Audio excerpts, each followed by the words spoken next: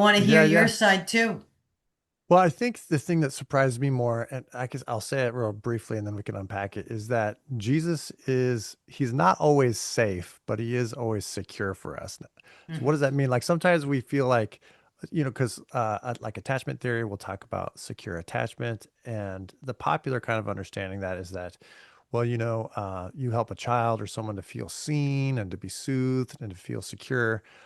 And those are all kind of like relieving distress kind of activities, which are all true. And that's great. And that's really important. And Jesus does offer that to us.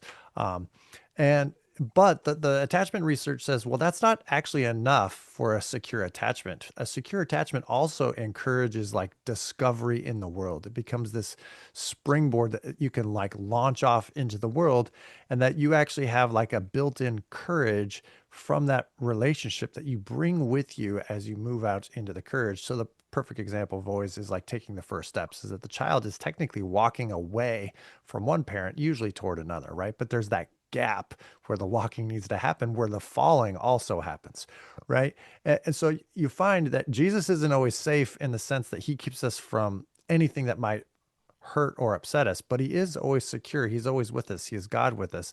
And so it's that balance of Jesus cares for us, but he also challenges us. He relieves our distress, but he also kind of pushes us out to discover more about life and faith. And so you can see this happening when Jesus sends out the disciples.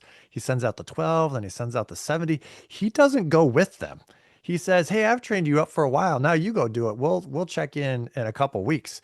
And that was a big discovery moment. That was a faith building moment that Jesus gave. Mhm. So that for me was kind of the biggest thing, is to remember like Jesus is always doing these things. He's caring for us when we need to, but he's also challenging us in good ways, in ways that Right. are appropriate, of course, but he's offering that challenge.